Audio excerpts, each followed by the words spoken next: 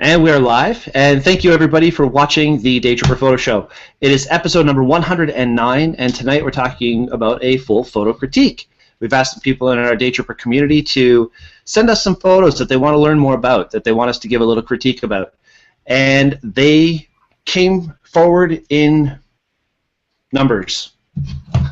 It's the best way I know how to say that. Droves, even. Droves is the word. Thank you, droves.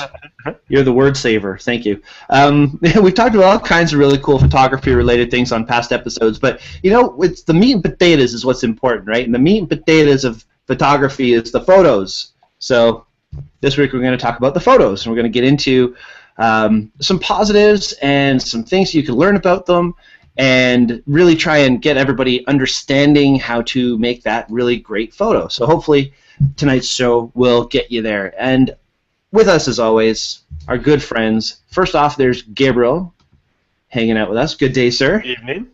Good evening. Good day. Good morning somewhere. It's somewhere, yeah, I guess probably. How are you feeling today? There he goes. It's not I'd start that. Yeah, a little under the weather. Had a cold for the last few days, so if you see me throw my mic up, I'm trying to mute it quick so I don't cough in your ear. But besides that, happy and smiling and still behind on my editing, but I'm getting there. Well, so, you know, with the sounds of loon going on in the background. Yeah, I'm going to mute that too. I'm sure that. It's nice and soothing. Anyway, thank you. Thanks for having me on again. It's good to see you, buddy. And Navi, you're looking different today. I know. I'm trying to figure out how to like turn all of it off, but it just lets me adjust things. You know we have too much time before a show when. Oh, wait, good. Hey, there I am. There you are. Welcome to the show. Meow. Meow. How you doing this week? I'm good. Excellent, excellent. Well, we're going to talk about some fun stuff. We've got a lot of photos to talk about, so we should get to it pretty soon. But just in case everybody out there wants to do this, please join in. We have the Q&A app open right now.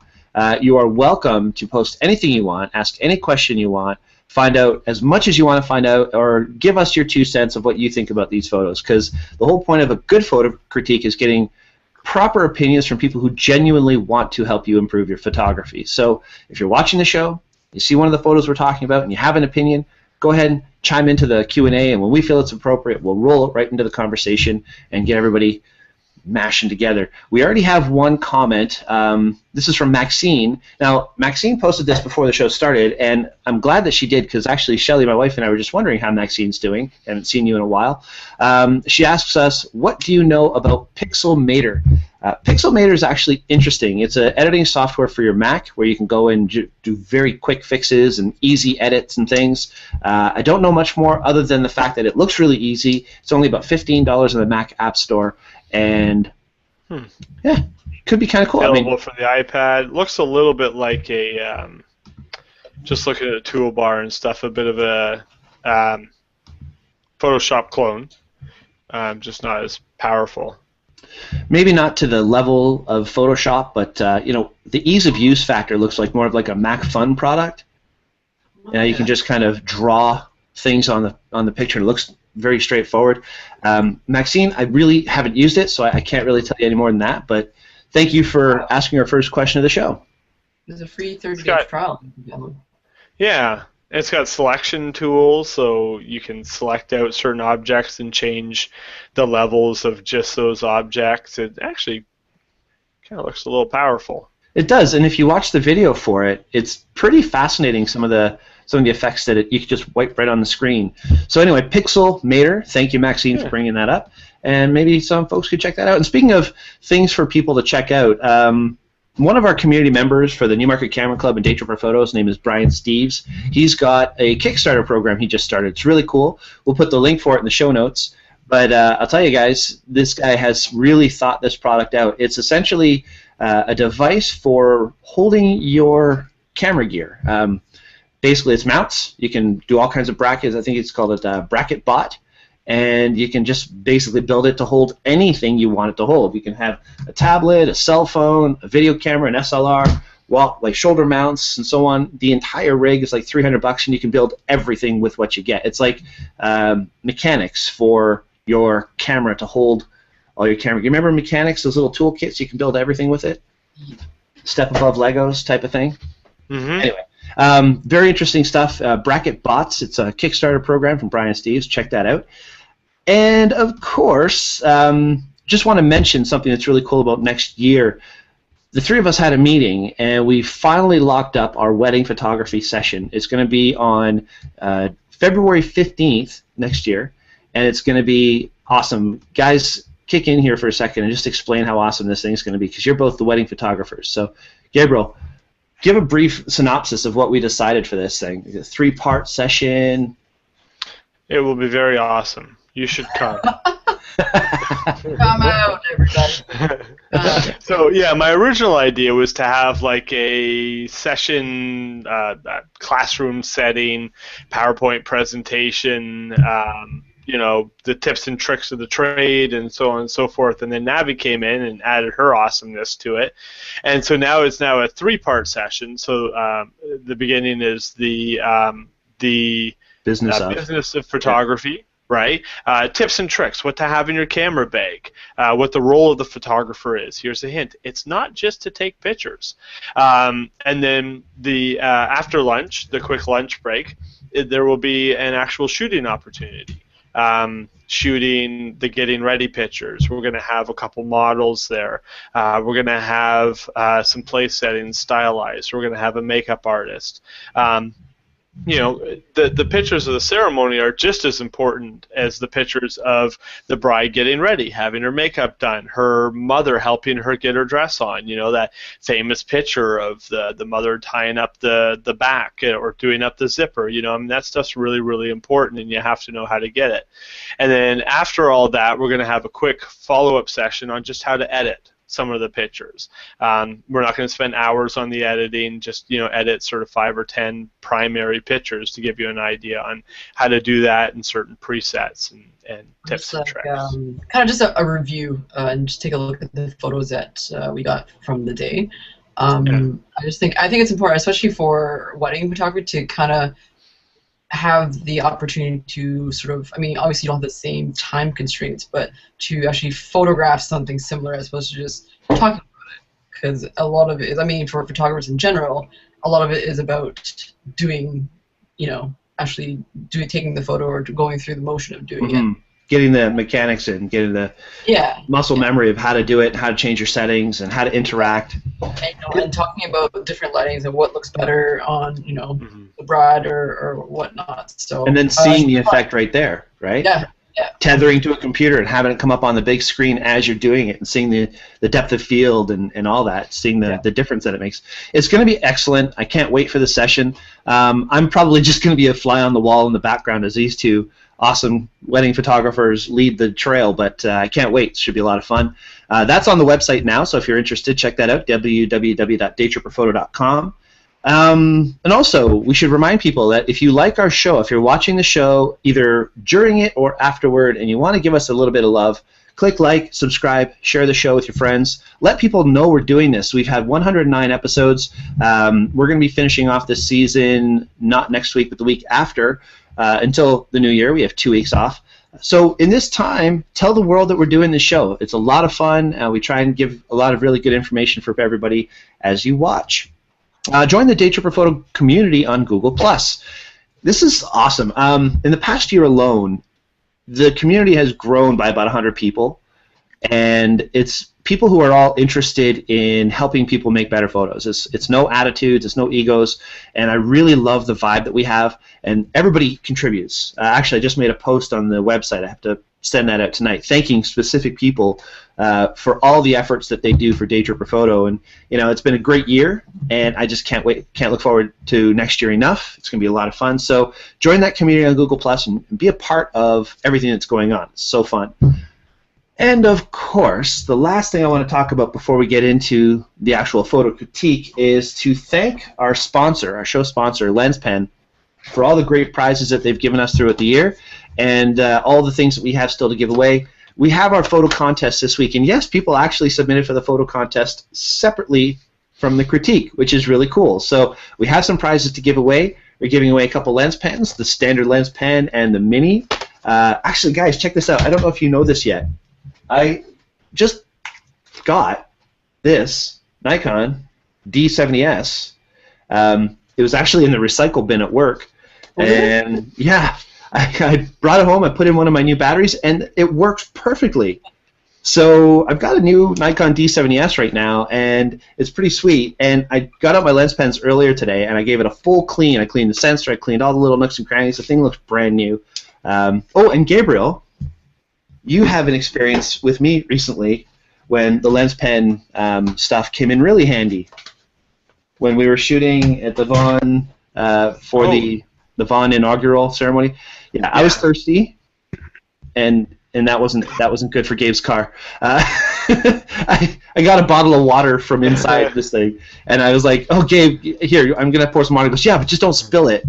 Sure enough, I put it between my legs and I squeezed, and it just went all over the window and on the dash, all over. So anyway, all I had was my lens pen cloth, and I literally wiped the entire dash down, cleaned the window with one cloth. I gotta put that in the machine too. Anyway, lens pen stuff is awesome, guys. Check it out. Gabriel, I mean, this is the second time that cloth has come in handy. Niagara Falls, cleaning off all the cameras. Yeah. Anyway.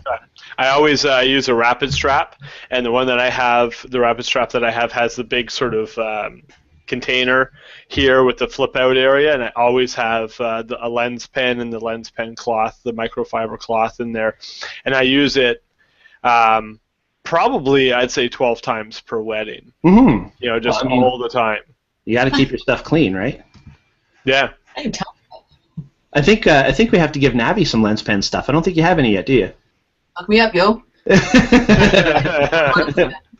do have one that I bought that I use quite a bit as well. It's very handy, but yeah, man, hook us this up. Come on, get some swag. All right, I'll see what I can do. Anyway, thank you everybody for watching. Let's get into the actual photo critique. Now, the way we're going to run this critique, we're going to try and do this in a way, again, as I say, that's very encouraging. So we've broken it down to pretty much a 5-step process. We're going to go through that for each photo, and hopefully we'll do every photo justice. Before we get to it, I just want to say hello, Lena, hola, ¿cómo está? And to Michelle, have any of you found yourselves getting super frustrated when you can't get the picture out of your camera that you had in your head? If so, how did you get over it?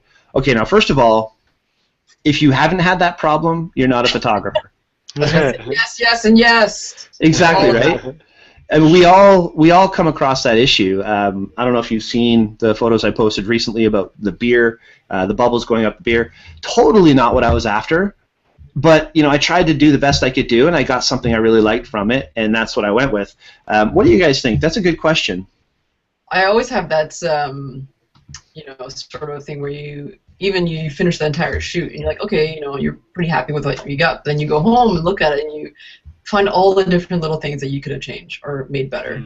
And that sometimes drives me nuts. But that's, you know, you have sort of a vision that you want to stick to, and I'm a perfectionist, so you know, one little thing that might be off was gonna just really make me mad. But you kind of have to get over it and try to, if you're doing something similar to that again, try to learn from it and, you know, remember it next time to make sure you're, you know, like say looking for little hairs or little fluff balls before you take the picture and that kind of stuff. Or trying, like for example, if there's a certain sort of light that I wanted and didn't get, or I thought I got but didn't actually get it, I would probably do that shot first so I don't forget about it. Because, you know, you're sort of in the moment and you kind of get wrapped up in things and you forget about it. But I try to do those things first and try to address those issues that I had.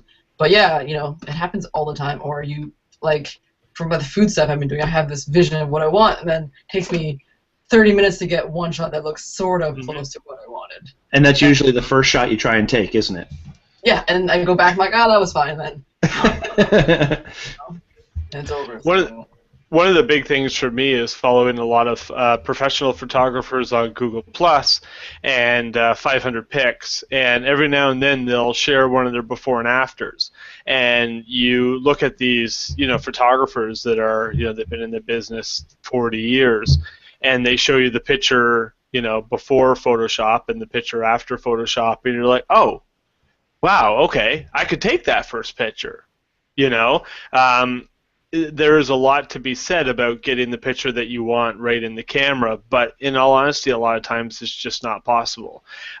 You're just not going to get that shot most of the time in the camera because of the limitations of the technology of the camera. The camera can't see what the human eye can see, and it definitely can't see what the human brain can see. And so I always say, you know, the camera captures the moment, the Photoshop adds the mood or the emotion. And you do always say that. I hear it, actually, quite often. Well, even if you're just there you looking go. at, actually, just sort of an example I can think at the top of my head. Entertainment Weekly, they're always pumping out weekly issues, and some of their photos are so basic. Like, there's just a basic like portrait shot. There's nothing special about it at all. But then they go through post-processing and lighting and compositing, and it looks amazing. But you go through, you're like, I could totally take that. So a lot of it, unfortunately, sometimes has to do with the post-processing as well. I.e., Annie Leibovitz. I would love to see her, before and after. Like, I would love to see that stuff. Yeah, there's even that one photographer, and I'll see if I can do a really quick screen share here. What is her name? Okay, go on to the next question. I'll pull her up. Well, one thing I was thinking about was just recently, Gabriel, when we were shooting for the inaugural ceremony in Vaughan, all of a sudden they needed a photo for the mayor to be posted on social media, and I shoot in RAW.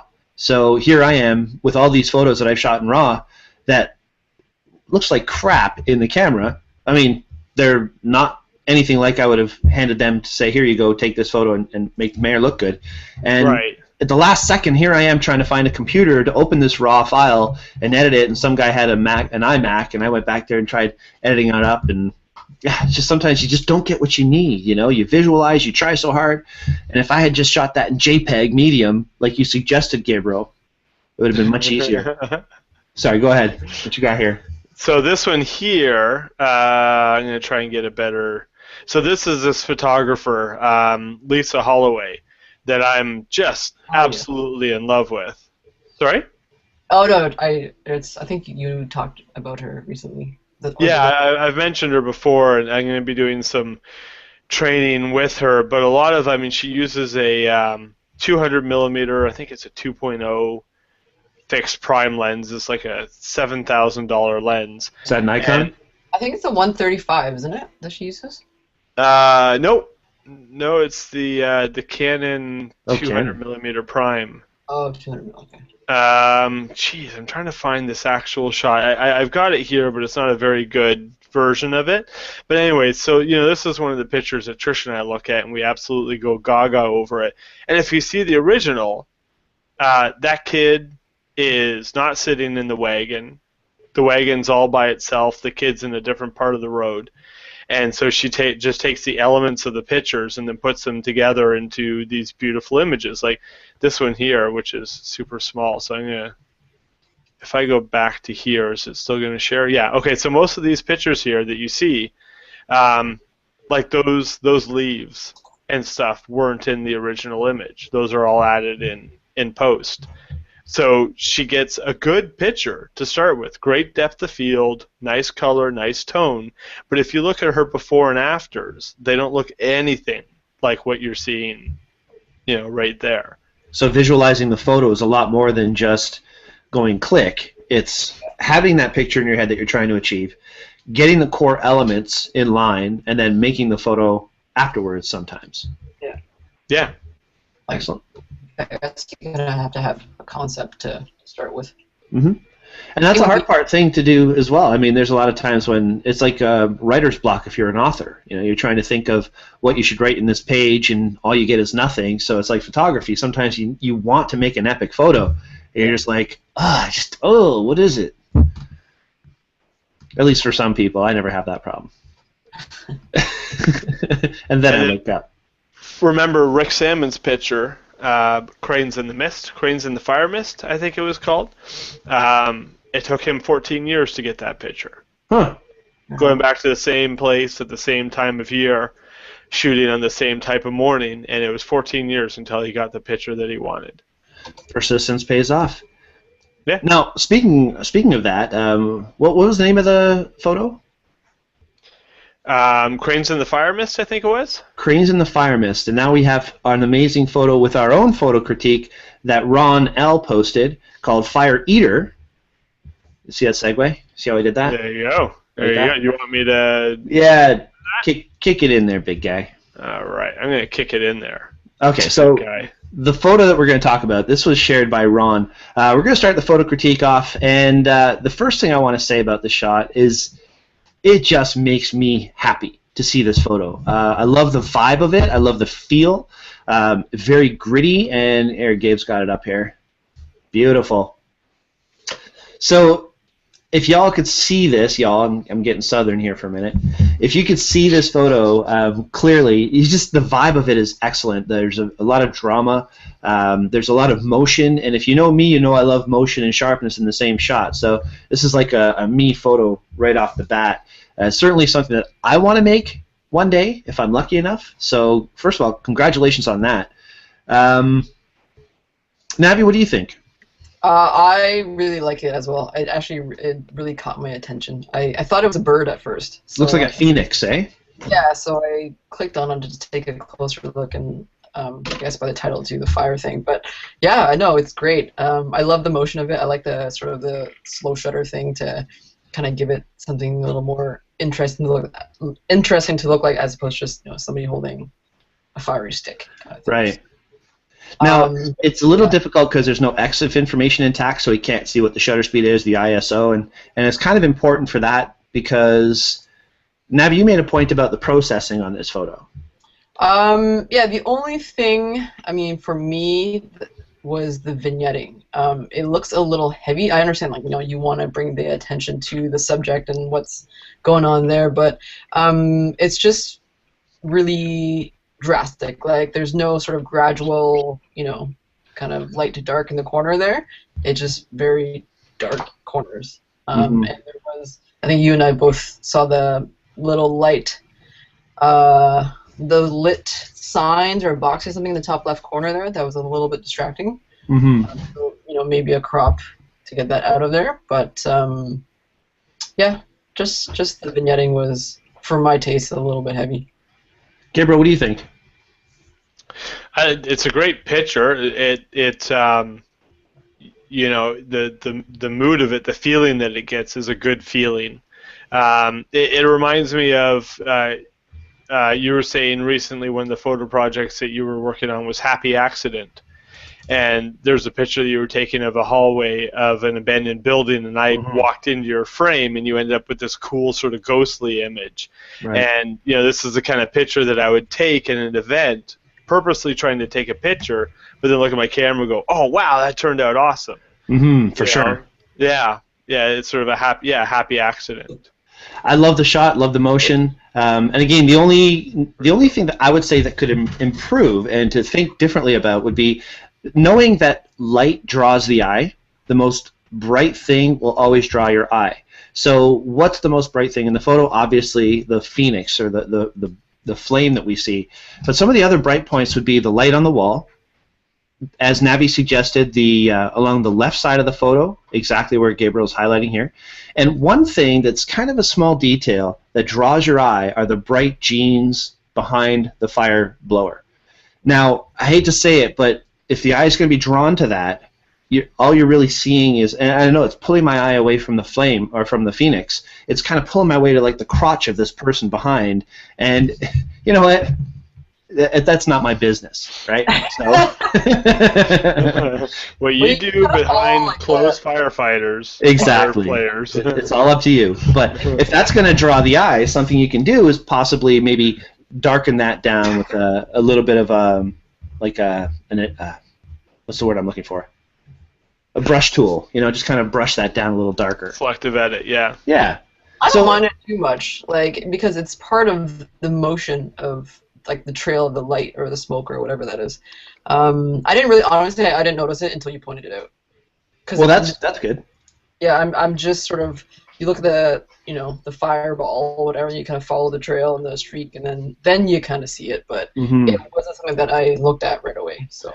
Well, ultimately, it's a beautiful photo, Ron. I love the motion from the top left corner down into the middle and back up to the top right corner. Keeps the eye flowing through the photo. And you know what? A minor little tweak, and these are the extra little details, right? The extra 10% that makes any photo that much better. That's something that could possibly have a different impact. And next time, try. Sorry to cut you off there, Brian. Try panning. Trying to pan with the motion of the way they're moving to kind of get a different look. Because then you have a blurry background and a fireball that's in focus. And in fact, that's not a bad idea. And it's not to replace this photo; it's to make an additional, different kind of photo. Yes. Because this photo is awesome, and the way you did this is great. But I think that's a great idea, Navi, just to try something a little different, right? As well. And yeah, that's neat, actually, Gabriel, that you mentioned about the challenge that I did, the happy accident. It made me really start to think. Like, a lot of the photos I take are trying to get this type of photo on purpose. So sometimes you come out with some really neat results, and sometimes it's just a bunch of garbage. But you got to challenge yourself. You got to try to slow down that shutter speed and try and do a little pan and try something different every time, or else you come home with the same photos all the time, right? So, Ron, congratulations on making this shot. Excellent effect. I hope our words helped a little bit. All right, Gabe, let's move along. All right. I believe it's another photo from Ron. Going to the other shot. Other shot from Ron. This there. one up here? Yeah. Yeah. Okay. There we go. Showing up nice and large. So, I mean, this is a great concept for a photo. I love that photo of stairs leading up to a front door of a church or something that's very majestic looking. Stairway to Heaven. The Stairway to Heaven, exactly. Leading lines are powerful, and they give you a lot of, they give you a nice dynamic as they draw you to something. My only thought is the photo is a little bit off-center, and with the edge of the building along the right side in the frame like that, it's not really keeping me in the photo and keeping me looking at the door. My eye kind of trails off to the right, and I kind of lose the whole focus of what the photo's trying to say. So a thought from me would be maybe crop in a little bit closer and shift it just a little straighter and focus on the door and leave the stairs in the foreground. Or, yeah, that's kind of a first thought that I had. What do you think, Navi? Yeah, if that sort of path to the door is what you're trying to portray. I'm actually, when I'm looking at this picture, like, I'm actually more curious about what's going on in that upper window there. I'm like, it's mysterious. I'm like, I just keep thinking there should be something there. But that's... and Photoshop in a faint face or something. Things. He is a zombie. I like the leading line thing. Again, it's sort of... It's not quite symmetrical, so it makes me want to sort of... I'm kind of tilting my head back and forth trying to figure it out which way it's supposed to be. And same thing with that empty space in the top right corner. It kind of breaks the sort of, leading lines towards just that door, if that's what you're going for. But I love the light. The light is very cool. Yeah, the lighting is excellent. Gabriel, what do you think? Yeah, I love the feel. I love the coloring of it. I love the detail and the texture. I mean, there's texture on this part of the stairs, and then there's texture on this part of the stairs. I mean, that must have been shot on. It's either focus stacked or shot on like F18 or something, because absolutely everything is in focus. You can tell a little bit by the spikes here that it was shot stop down. That's usually when you get that spike effect off the lights. The light flare coming off the yeah. I drive my wedding parties and my bride and grooms insane, because when I'm shooting something, if I'm shooting them in front of a tree, or if I'm shooting, I just did a wedding at Mississauga City Hall, and they have the great stairway, and they have these banisters that go up the middle, and I'm sitting there like 4 or 5 adjustments, to the left 2 inches, to the right 1 inch, to the left 1/2 inch. Like, I am OCD about symmetry, because I know while I'm taking the picture, I'm like, oh, it doesn't really matter, it's just a couple inches off, but once I get into Lightroom, it's going to drive me insane. And that's one of those things that I really stop and take a long time for, and it took me a while to learn that. So yeah, the symmetry in here drives me a little nuts, but besides that, I love the coloring, I love the texture, and I want those railings for my stairs going upstairs with the lights built in. That's awesome. That is really cool. Yeah. One of the things that We did a day trip up to the Y Marsh, and we went to the Martyrs Shrine Church up there in Midland, and it's got an amazing staircase going all the way up. One of the things that I tried to remind myself when I shot it last was shoot wide, because you could always crop it and give it a little bit more room to play if you had to shift your level, because we all try and get a nice level photo right in camera, but sometimes it just doesn't work out that way. So if I know I have to just take a couple shots and move along, and I don't have all the time in the world, like Gabriel's suggesting, to move a step here or a step there, sometimes I'll just shoot a little bit wider to give myself a little bit more room to play after the fact in post. So something else to think about too. Good idea. Anything else to add, guys? No. No? All right. Well, thank you, Ron, for sharing your photos. Excellent, excellent stuff to learn from, and we really appreciate that. Now we're going to move along to Robert, the man in black and white. Where did that go? Where is that? Oh, there he is. This one here? Mm-hmm. Sam Elliott? Yeah, really, eh? It's a very Sam Elliott vibe. Really interesting personality on this guy. I mean, this is a face that you could shoot for hours, don't you think? Oh, absolutely. So, Robert, congratulations for getting up there and making a photo of this gentleman. The character is excellent. Question I have, the black and white, first of all, the black and white I think is the right choice. What do you guys think of that? Yeah. Yes. Yeah, salt and pepper hair. Mm-hmm. Yeah. And it is a fairly close crop, which is nice too, because it's drawing attention to him. My question, though, is about focus. If you look really closely, Gabriel, can you zoom in for us a little bit? Yeah, let me just get my mouse out. There we go. Thanks, man. You can see his mustache has excellent focus, but his eye doesn't. And as we all know, a true 10% better than everything else portrait would have that leading eye, that eye coming closest to you, nice and in focus. And unfortunately, that's just a little bit off. And it's like we always say, it's that extra 10%, right? What is going to make the photo just pop that much extra? Proper focus on the eye is one thing that could do that. Nabby? Yeah, I agree. In this picture, that's where your eye goes, is to the mustache. It's very textured and fuzzy. You can see that. I'm just trying to zoom in here. I think one of the things as well, though, and if you check out the photo details on this photo, you'll see he was shooting wide open at f2.8, and he was zoomed in with his lens. So it's a very shallow depth of field, which makes it increasingly difficult to get from the mustache to the eyeballs in focus, right? I mean, it's a very short distance that you think, but when you're zooming in and you have that wide open aperture, it exaggerates that really shallow depth of field. So possibly... Sorry. No, go ahead. I'm doing bad listening skills right now. Working on my listening skills, damn it.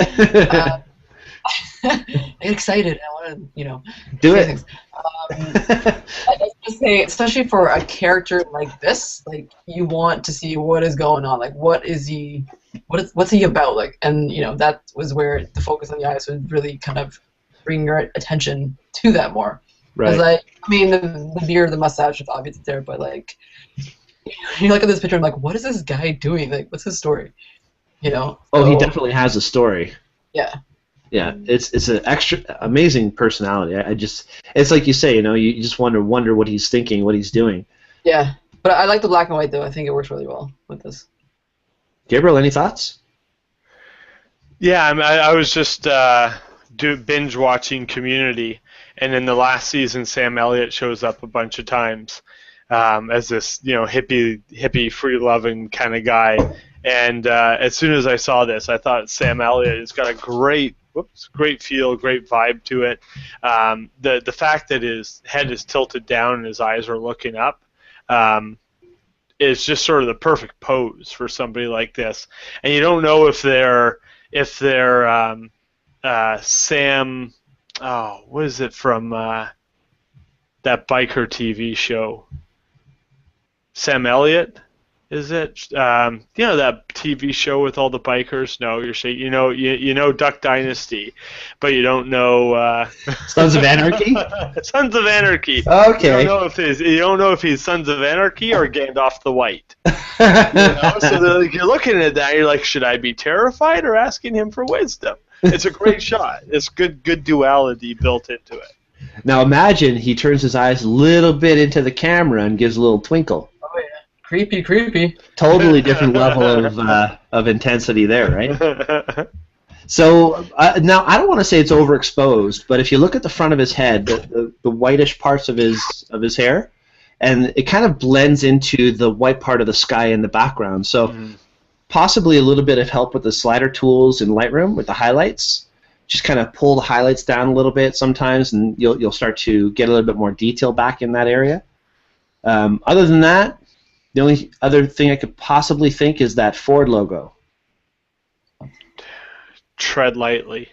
Yeah, well, I know you love your Ford. I know you love your Ford. It's not disrespecting Ford here, but that and the license plate. Again, we talked about how those bright white things draw your eye, and right, yeah, that can kind of be a bit distracting having that. So even a crop where that's gone, just halfway through the truck, I'm just putting my hand up here and seeing.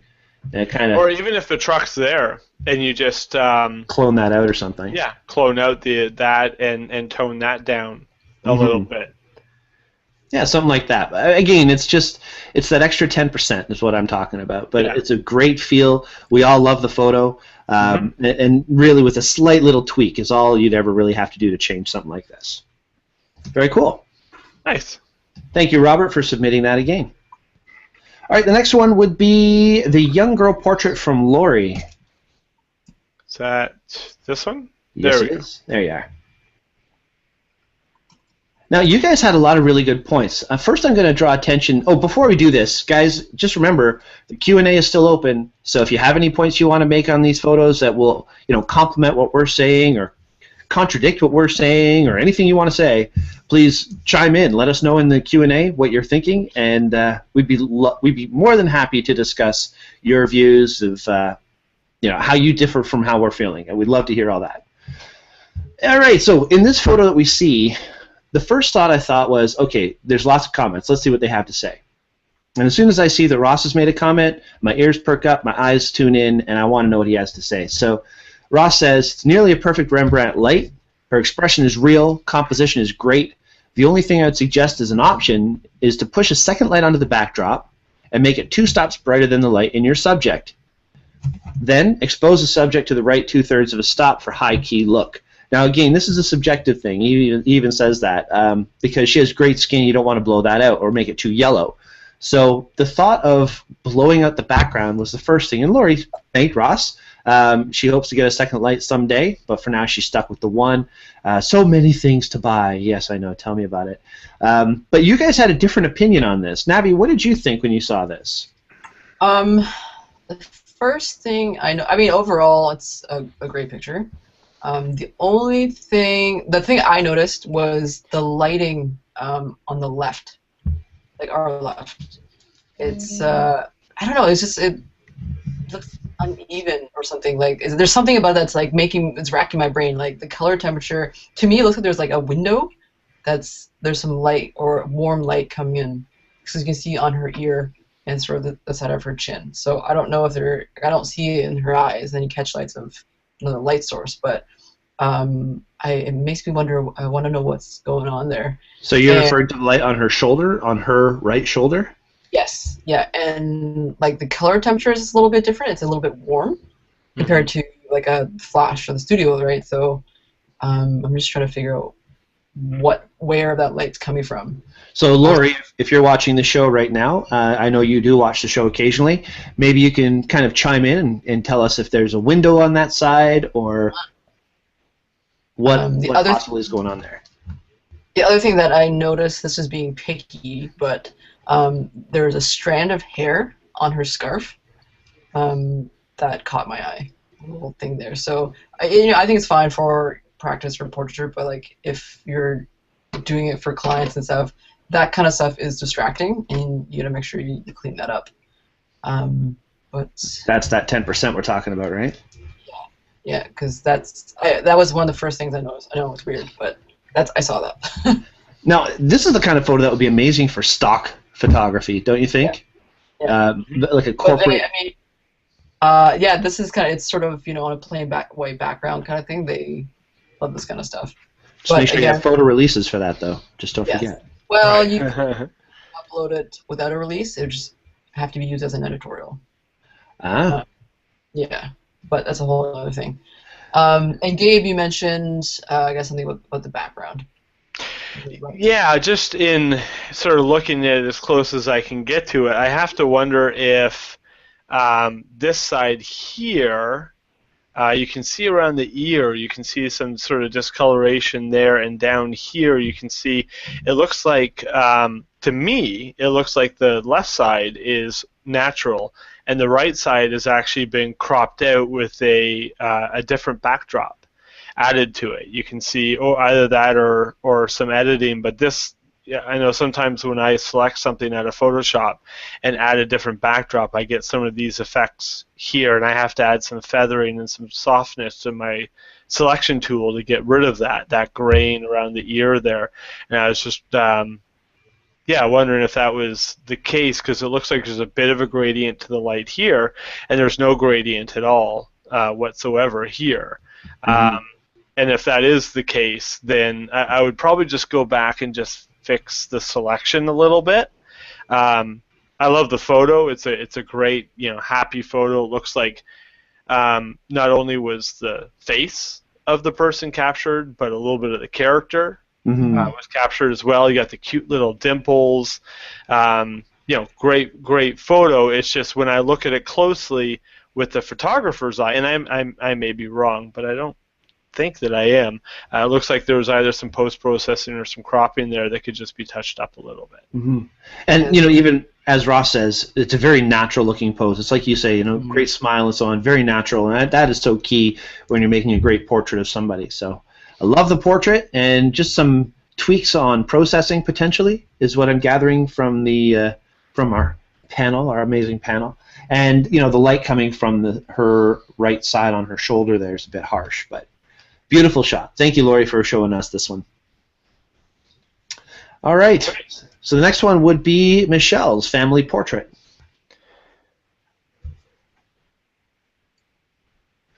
This is an interesting shot, and there's a lot that we can learn from this. Now, taking portraits of a family, it can be a real funny thing. The details, I think, are what make it the difference between a picture of your family and a real true portrait. So if we're going to get into this, first of all, I love the triangle, having the eye flow in a triangle. The rule of odds is in play here. You don't have four people where it's just like a box of people, so it's very nice for the eye to wander around. But depending on what the portrait's for, there may be some slight changes. Again, my interpretation of a portrait like this is you can't make the people standing there make it look like it's an afterthought. So what I mean by that is it's the details, the keychain hanging from the belt loop, placement of the hands. It almost looks like it almost looks like he doesn't want to be there. He just kind of said, "Hey, stand in here and have the portrait taken." Where if there was a little bit more detail attention, like take that off there, maybe different height where you're shooting from, that could make it a different level, right? Yeah. I don't know if I'm saying that correctly. Yeah. The extra 10%. Yeah. Lori made a good comment about sort of their heights. And trying to get them a little bit closer. That way, you might have been able to crop out those keys, but because I'm assuming it's a family photo. A family photo, you want it sort of closer, and you want them to be interacting, or like with the hands thing, like it's the whole I just see knuckles. Like it's kind of, I don't know, tense, and there's no interaction there. So like maybe if one of their hands was like actually on her shoulder, her arm, or something like that. Absolutely. Interaction there, then it'd feel a little more like cohesive. Excellent point. Yeah, I like to see her head like around here, so she doesn't feel as separated from the family. So a higher stool, maybe. Yeah, and Navi's point was fantastic. Instead of having the hand sort of curled up here and this hand over here, they could either one of them or both of them have a hand on her shoulder, and it just sort of brings her into the mix. Another thing that I mention a lot at my weddings is some people, family members, aren't used to being so close to each other, and I explain to them, right now there is no such thing as personal space in photography. What looks like a small gap in three-dimensional life looks like a huge chasm in a photo. Because photos just deal with space differently. So here in this photo, they probably felt like they were very close, but they could have even actually overlapped a little bit more because there's what looks like a huge space between them right here. So I get my family members really, really close together so that when I take the picture, it doesn't look like they're really far apart. Right. Another point that I want to mention is the background. You can see that it's a curtain, and it's really nice that it's there. But if you were to pull them away from that background by 6 to 10 feet, if you have the space, of course, then that would kind of make that background softer and almost disappear and draw more focus to the people. So always be aware when you're shooting a portrait of anybody, pull them away from the background. And I think this is going to be a recurring point that we're going to make in a few other photos too.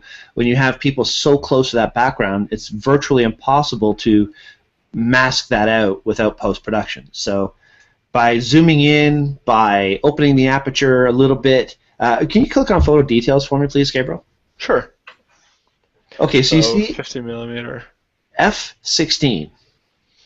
So one way that I think, or one reason I think somebody would be shooting at f/16 was because they want more depth. They want to have focus from the front of the nose of the lady in the front all the way to the back of the head of the gentleman in behind. That's a great thing to do. You want depth, but maybe not to that extreme. When you guys shoot portraits, what generally are you shooting for depth of field? Navi? Oh, sorry. When you're shooting a portrait, yeah, what general aperture do you leave it at? Normally, it depends how many rows back I'm doing. So normally if I'm shooting, let's say 2 people side by side, I'll do like f4, 5, 6. With a 2.8 lens, right? Yes. If I'm doing 2 rows like this, to be safe, I'm normally doing f8. Right. So f/16 is a little bit on the extreme side, don't you think? In this case, yeah, because especially, unless you wanted those nice curtains in the shot, I don't know. But for this, I'd probably just stop or open up just a little bit. Yeah, open up, even f8, right? And then maybe pull them away from the background a little bit. You have the little shallower depth of field. Background, though. Pardon me? It's not something that's distracting. The background, at least it's like something just sort of neutral, because it's easier when it's like not crazy wallflower decorations. Yeah. Oh, good question. Michelle is watching. And by the way, Lori piped in a second ago and said hello. So hello, Lori. Thank you for watching. We were reviewing your photo a few minutes ago, and we had a few questions for you. So hopefully you'll see that and give us a reply on the Q&A. But first, Michelle says, and whose eye do you focus on? Oh, there it is. There's the question from Lori. Sorry. Sorry. Michelle, and whose eye do you focus on when you've got more than one person? That is a great question. Question. You want to take that, Navi? Yeah, sure. I would focus on the person in the front. That's what I normally do anyway, and it seems to work out all right. So I normally focus, and again, you want them as close as possible as well, right? When you're doing that, so you don't have a ton of space between the rows, so you don't have to shoot at f/16 or anything like that. Right. But I normally focus on the person that is closest to me. Gabriel, you as well? Yeah, pretty much. If it's one row, I'll focus on the person in the front and then just make there be enough depth of field to capture everybody. If there's 3 rows, I'll focus on somebody in the middle, in the middle of the group, in the middle row. And yeah, usually, like the rule of thumb is, if there's one person, you can pretty much be on any f-stop. If there's 4 people, and this is one of those things that don't go up to a photographer and repeat this, but as a rule of thumb, if there's 4 people, f4. If there's 8 people, f8, because that's usually going to mean a bigger group and more people to keep in focus. And it's just sort of a way to remember that with the more people you have, the greater your f-stop needs to be. You know, the famous photographer, when asked, how do you get all these incredible pictures, says F8 and be there. You know, F8 is a pretty, especially if you're shooting a group, it's a pretty safe f-stop to be at to make sure that you're getting everybody nice and sharp. Good point. Lori says on her photo that she was, we were talking about a few minutes ago, she says, tuning in late, but to answer some questions, the backdrop was not changed out. It was a movie screen. And probably the warm light Navi mentioned might have been coming from a pot light above her. Oh, okay. Cool. So thank you for clearing that up, Lori. Thank you very much. Okay, so excellent shot, Michelle. Thank you so much for submitting this one for us. I hope our tips helped you out a little bit, and go from there. All right, so let's move along. What's next, guys? Fantastic. I think Ariana submitted. Now, Ariana is new to our community, so I hope you're watching tonight, Ariana, and if not, I hope you're going to watch this back on YouTube, because this is a really cool photo. It's something that she didn't know if she liked it or not, but she keeps on... What does she say in her comments there, Gabe, if you can close out of this just for a quick sec?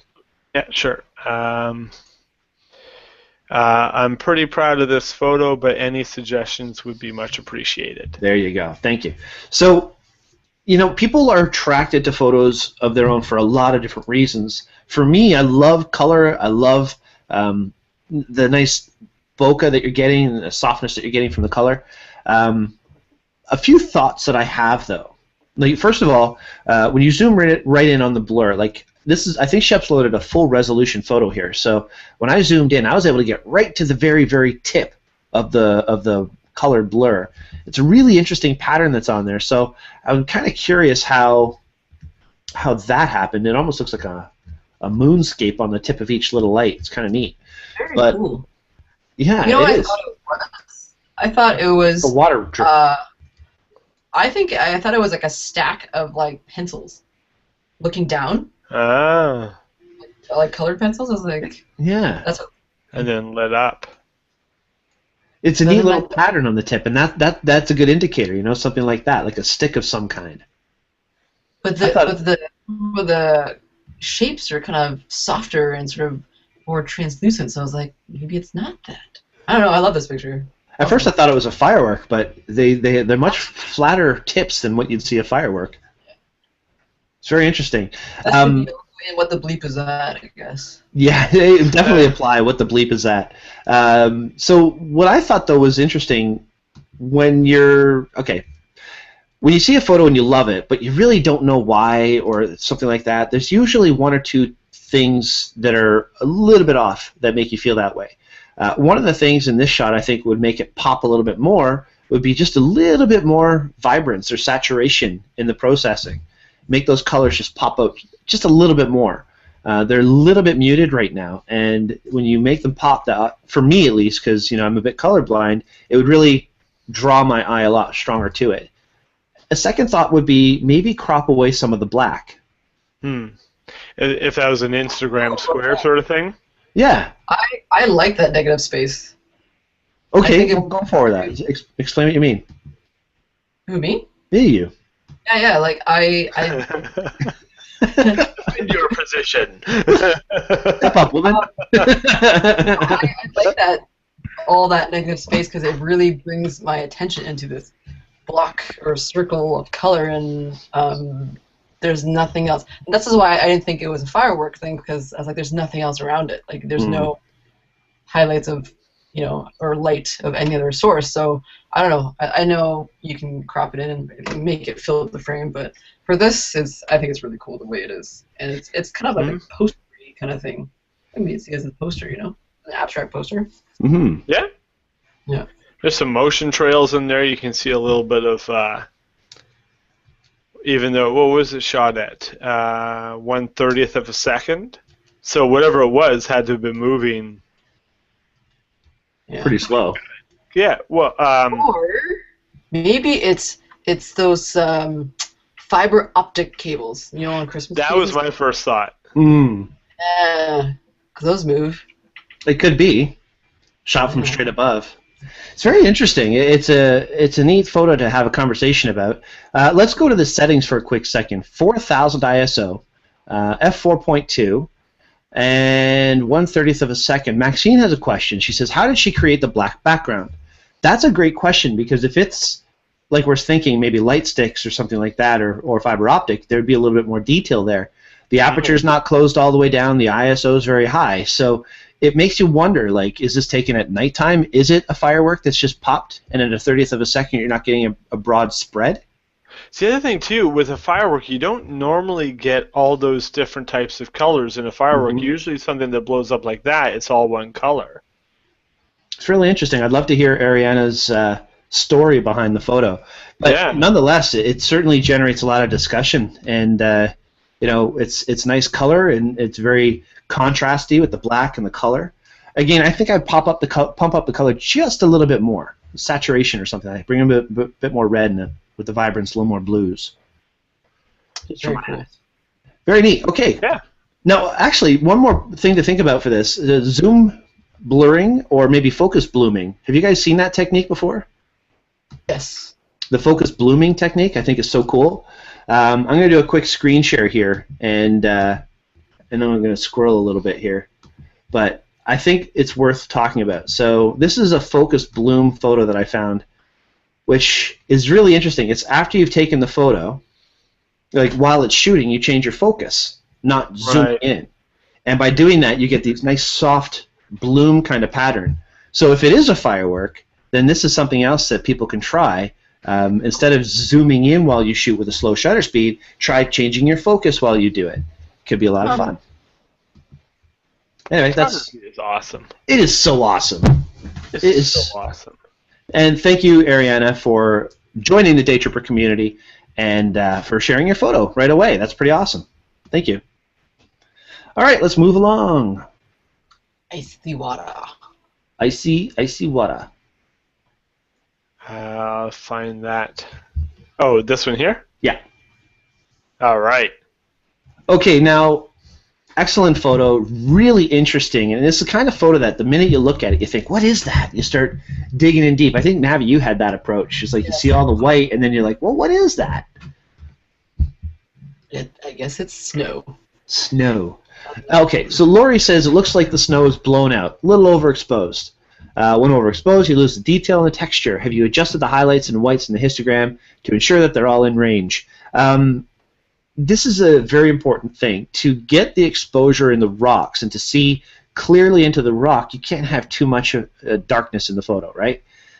Problem is, when it's bright enough to see all that detail, you end up blowing out the white in the snow. So one save for that would be obviously shooting raw. And with the highlight tool, like Lori's suggesting, maybe pull that back a little bit. Do you guys have a better trick for exposing something like this? I normally try to find the balance. Like, it's just snow, so I wouldn't care about getting the textures of that, because I think in this picture he's trying to get the textures of the rocks. But you also don't want to, like, I think in this case, it's too far blown out and you couldn't really recover anything. Like, using the highlight tool, I don't think there's much you can bring back from this. But I would try to get sort of a mid-range, and then I would probably go into like a selective, like a brush or a gradient, and try to brighten sort of the rocks, and selectively do that part to kind of get a brighter, more detailed shot of the rocks, because I think that's what you're trying to show here. Right, because like you said, it's such a high contrast scene that you can't really get the rocks without blowing out the snow. I would rather underexpose it a little bit in the rocks to kind of keep some detail in the snow, and do a selective edit of sort of that rock section. That makes sense? Definitely. What do you think, Gabriel? Yeah, it's a perfect candidate for HDR, or even if not HDR, one picture just for the snow and one picture just for the rocks, which is sort of a two-shot HDR. Now, one thing I've noticed opposite than an HDR. Yeah, Yeah. One thing I'm noticing, like, there's nothing really, because the focus of this picture, I would say, is mostly on the rocks and these beautiful reflections on them. But because the snow is so overexposed, you're getting this chromatic aberration, this purple artifacting in the snow here, and it carries on in the highlights in the water here. And doing an HDR or a composite would help deal with that, and it sort of draws out of the image a little bit, having this really noticeable purple feeling to it. Another option is if you go into Lightroom, and I'm just launching my Lightroom here so I can give the actual advice. Go into the Develop module. The remove chromatic aberration? Yeah, I just want to make sure that I can find exactly where it's. I think it's under Lens Correction. Yeah, under Lens Correction and the Remove Chromatic Aberration. Under color. Sorry? It's under the color. So you have lens profiles, and then you have color as one of the choices. And there's a specific slider just for purple. The very first one called Amount, and then it's got one purple hue. And you could remove all that right from there. And that's just going to give it a nice, clean, white look and remove some of the distractions of the purple. Good tip. Also, if you weren't concerned with the snow, shoot it so you're focusing on more of the water or the rocks, because in this case, that's what it looks like he's trying to show, right? In this case, like the snow is just distracting. So if you cropped in a little bit closer, if you shot a little bit closer and focused more on the rocks, then you wouldn't have that snow there at all. So you're thinking just zoom in a little bit more, pay more attention to the rocks, and have the snow kind of creeping in on the corners. And that's it. If you wanted, like, let's say you wanted a little bit of snow, like I would have shot it sort of closer to the edge of that rock, that large rock in the middle there. And make that one rock your focal point and have it just show the detail. Yeah, and you'd still have a little bit of snow in there if you wanted the snow. Cool. Well, all good tips. Lots of interesting things you could try. I think you've got great sharpness, great exposure on the rocks themselves, and the rocks look incredible. Oh, the light. Yeah, it's really cool. I love the reflections. Okay, well, thank you, Byron, for submitting that photo, and we're going to move along because this will be a 3-hour show by the time we're done. That's the bedtime. No, but it's great that people submitted all these photos, and I love the one that Fred submitted here. Well, first of all, he has his new backyard photo as his most recent post that he shared with us, and I've got a quick tip I'd like to give Fred for that one. Where's that one? I believe it wasn't hashtagged, so you have to go back to it. Yeah. Right. Remember, people, hashtag save lives. Saves time. It's out on the weekly. No. If you just go to all posts, you'll see the main wall. There it is, right there. Here? Okay. Yep, that's the one. So, Fred submitted this photo, and he'd like submitted for the critique. In fact, he made a comment on the other part, on the other previous page, about this shot, basically saying, he wants to show the feel of the garden and give the tranquility and the serene feel that he sees in his mind. My first thought is exactly what Lori suggested, and that would be to get in closer. Pay attention to his wife sitting there comfortable, enjoying the moment. It's a beautiful garden, and absolutely, I think there's many, many, many, many really interesting photos in this one shot. But if you're going to try and get that peace and tranquility, you should have the person as your focal point really showing all of that tranquility. There we are. So, no problem. If we can zoom in really close and just see your wife and like a side profile of her sitting and enjoying, see even something like that. That says it to me right there. There you go. Yeah. So I think it's just a case of one photo telling too many stories, and if you were to get in a little closer, it would have a completely different vibe. What do you guys think? I concur. There's a lot of concurring. I'm just going to hop over here for a second. Candle. So if you do an image search for candle, what better portrays candle? when you think of candle, if you're trying to get the mood of candle, is it a picture of the entire candle, or is it this? Right? So you fill the frame a little bit more. You focus on not... It's like the old advertising thing. You don't sell the steak, you sell the sizzle, right? You don't want to sell the tranquility of the garden by showing the whole garden. You sell the tranquility of the garden by showing somebody enjoying the tranquility of the garden. Nice. Good point. Right? So, yeah. Canada Computers. Yeah. And then my other research. Yeah, right. That's great tip. Thank you, Gabriel. I love the image overall, but this is the garden I would want to be in.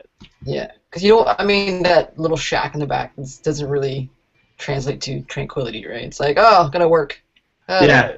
Well, the arbor is nice, but the shed in the background is how I perceive that for sure. Yeah. Oops. Okay, beautiful. Yeah, it's a nice walkway and stuff. Oh, jeez. That's a nice walkway, and beautiful vegetation. It's got that walkway that carries along there. It's really nice, but that that's the story. Little bird bath. I can just imagine sitting there reading a book on my tablet. A little bird lands there, gives itself a bath, flies away. Sings a little song. Little cartoons start to happen. Next thing you know, Gabriel's dancing around the garden with a little bird. Yeah, the birds are tying little ribbons and ribbons. You know what I'm saying. Exactly. Maybe the lady in the back is coming over to enjoy the tranquility. I think so. Steve has a great tip. He would have shot it less elevated and possibly cropped in. It's a good advice. It's actually looking quite high coming straight down. So if you kind of crouch down or shoot from a lower angle, that would be a different feel as well. Thank you, Steve, for sharing that for us. By the way, congratulations to Stephen's wife. She won as I believe, a counselor for her ward. So congratulations to Mrs. Plumley for doing well in our local regional elections. So I throw that out there. Oh, look at that. You guys are on the ball. Okay, now we're going to move to Fred's next photo. Now, I got to tell you guys, I want to ask this guy to model for us because the Time Lord is one of the coolest outfits I've ever seen on anyone. There he is. Seriously, check out this outfit on this guy. Is that the coolest thing? Pretty steampunk. Totally steampunk, but I don't think this is meant for steampunk. I think this is just a really good Halloween costume that this gentleman designed here. Interesting stuff all over. Like part steampunk, part Mad Hatter. Yeah. Part chandelier head. He's got a little chandelier coming from his hat. That is coming from his hat, isn't it? Yeah, he's got a little chandelier right there. Wow. I like the I don't know what's it called, that musical instrument in the back there, the record player. Oh, the phonograph? Is that a phonograph? Phonograph, yeah. Okay, now one thing that I wanted to mention was just proven by what Gabriel just did. What is the first thing you did when I said, look at this guy's outfit? You zoomed in. You got in close to see all the detail, right? Yeah. If you look at the entire photo, you're not seeing all that detail. So I just saw the chandelier. He's got a chandelier hanging from his hat. He's got a little clock up here. He's got a teapot, a stopwatch. It's really interesting stuff. So we need to isolate that. We need to pay attention to all the things that he has on him, not the teacups in the background, not the other things that are in the museum. Just really what's going on with this gentleman, the Time Lord. The Time Lord. It's my radio voice again. Although sometimes you might want the background because it's part of the story. So how about this? Now, Navi, you made the comment previously how the vignette was too much on the other photo. What if we added a vignette to this photo? Oh, yeah. Okay. This is a situation where you don't need to go crazy heavy, but just a little bit of a border will stop the eye from leaving the photo and keep the middle part nice and bright to have your eye drawn to him. What do you think? Mm-hmm. I think that'd be a good idea because you still have your focus. Mm-hmm. So it's a simple way of getting rid of the bright parts around him and just draw you to him. And that way you can still see the phonograph and you can still get a vibe for where he is, right? Another thing we could do is pull him away from backgrounds again. It's what we were talking about before. When you're shooting a portrait of somebody and you're trying to isolate them, get them as far away from the background as you can. What do you think, Gabriel? Yeah, that all sounds good to me. Another thing I would do, you can tell here, I love the photo. I love the feel of the photo. I love the subject. You know, I like that he's got that sort of, it looks almost like a pipe organ or a whistle on a train or something like that back there. It gives a real steampunk feel to it. The phonograph there, looking for the dog sticking his nose in it. With this one here, you can tell from here that you're using flash firing right at him. And I would try maybe firing the flash up on the ceiling or a wall to your left or right. Get a little bit of bounce flash, and it'll soften that flash a little bit and just sort of remove some of the artifacts in the back. Absolutely. Navi, are you okay? Oh, what did I say? No, she's not laughing at the photo, I swear. I thought I heard someone say something, but... All right, so Fred, awesome. Another really fun, amazing photo from Fred. Thank you so much for sharing. But you've got one more image that we want to talk about, Fred. So let's move to the next Fred photo. And there we are. We're moving. Which one is that?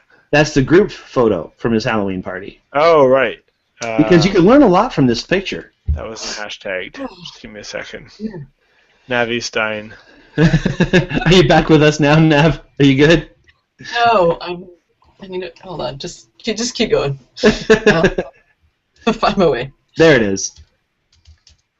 Okay, so this was he asked, how could you make a group picture like this better? I think pretty much all the things we've talked about so far. Get them in closer, pull them away from the background a little bit, and zoom in a little. Like step back farther and zoom in with your telephoto lens to shallow down your depth of field. That one's hard because a lot of people are the same height. You usually do sort of shorter people in the front, taller people in the back. But I'd say get the tallest people and have them kneel in the front. And then the shorter people standing in the back and get them... I'm just gonna maybe pull away from the kneeling thought. A lot of times, some people don't find it super comfortable to kneel. Yeah, I think especially when you're in Halloween costumes. Yeah, I mean you can just get them closer just by bringing them like standing closer, or just slightly having their shoulders be one behind the other, like stacking. But there's a lot of space here. Like for example, the third lady from the left, like that huge gap between her and the chandelier guy under her arm. Mm-hmm. Yeah. They have their arms around each other, but they're still standing quite a bit. Yeah, so you can. And that white would distract. So yeah, kind of mesh them in a bit tighter, right? Yeah. You can have here, like you see how that shoulder is tucked behind that shoulder. I'll just zoom in a little bit, and if you can get them all in like that, where they're tucked in behind each other, you could get them lining up in half the space. Right. And this is where, taking a half a step back and just, before you put your camera to your eye, look at what's going on and say, hey guys, let's try something a little different, right? And get them all happy and ready to move around a little bit, and then say, okay, now let's get you in here a little bit and get people interacting with each other, get a smile out of them once in a while, and then when they get back together for the photo, it's just a matter of click and you've got your shot. Just remember to keep your memory card in the camera when you're doing group photos. That's my best advice for anybody. If you're taking a group photo of anybody, 50, 60, maybe 70 people, make sure you have a memory card in your camera.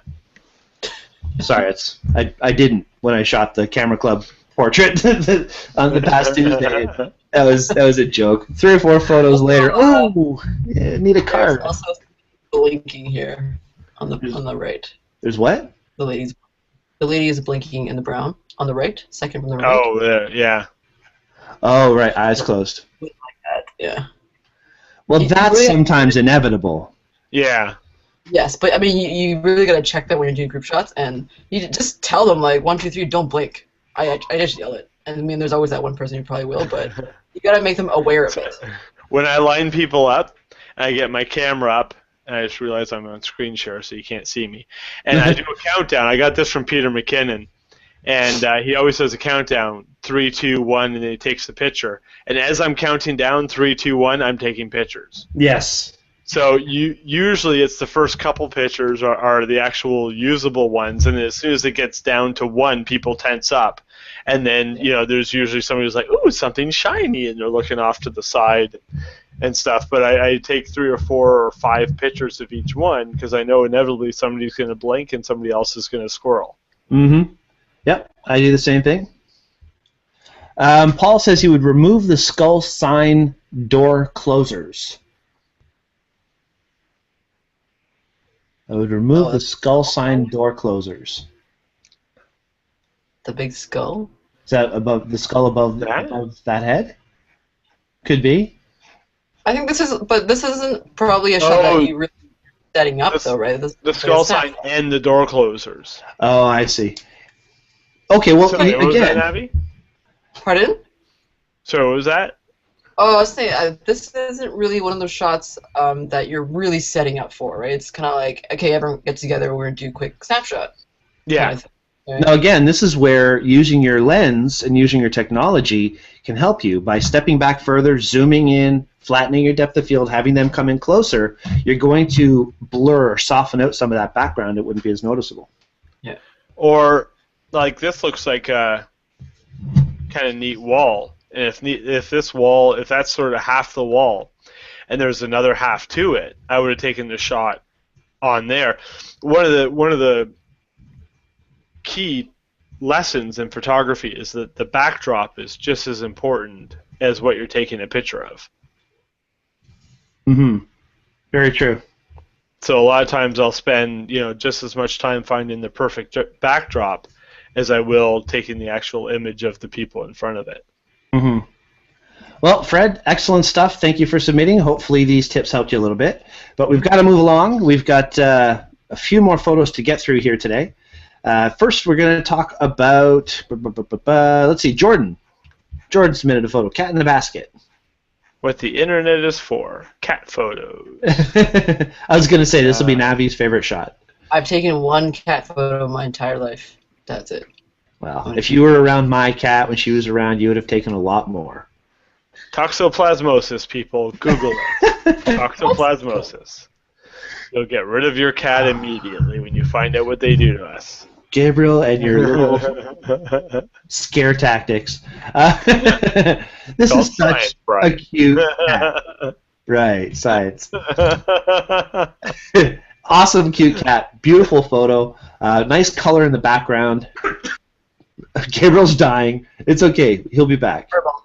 Furball, exactly. Right. Hey, this is coming from a guy who's had a cat for 16, 12 years now. Since I was 14.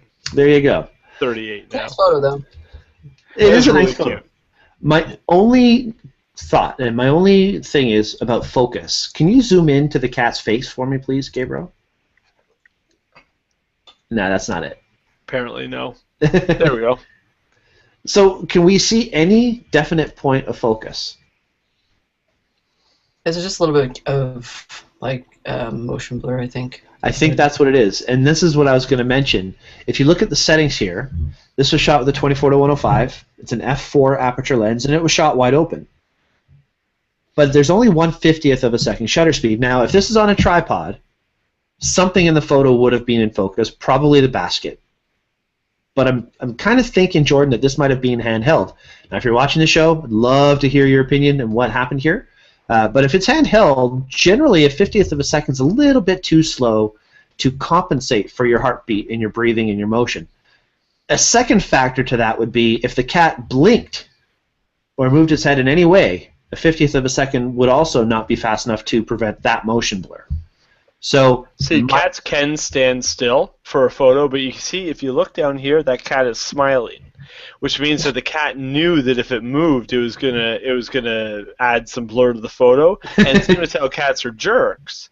Oh. You know that this cat was intentionally moving to create some motion blur in the photo. Yeah, you know, one thing I love about cats, I really, really love about cats is how they emulate their owners and their masters. You know what I mean? Like, if a cat has great owners, they're great cats. But if somebody thinks their cat's a jerk, that might have an impression of the owner themselves. Gabriel. You have such a negative opinion. Jordan is watching. Thank you. He says, yes, it was handheld on aperture priority. Perfect condition to be shooting. You want to shoot an aperture priority for this. It works really well. You can keep your aperture open, but if you raise your ISO a little higher than 400, your shutter speed will get faster, and that will help you with that little bit of motion blur. Okay. Looking at the detailed specs, I no longer like this image. It's an awful image. It's terrible because it was shot on a 7D Mark II, and I want that camera. I need any picture that anybody took. No, but apparently with that camera, so this is ISO 400, and apparently that camera is redonkulous with the way that it handles noise. So with my 7D, I can go up to about ISO 2000. And still have a usable image, and I think that you would be able to you're probably not, because it's a new camera and the crop sensors aren't known for their noise tolerance. But I would challenge you to play around with much higher ISOs. I even heard one photographer in an interview saying that he was getting better noise performance out of his 7D Mark II than he was getting out of his 5D Mark II. That's impressive. Yeah, so it is I tough to would know. challenge you to play with that. And Jordan does say that he ran in for dog food and he saw the cat and he just had to try and take a quick shot. So in these conditions where you know you don't have a lot of time to think about what you want to do with your settings, if you're inside, set your ISO to 800. Just start there. If you're inside, that's kind of my rule.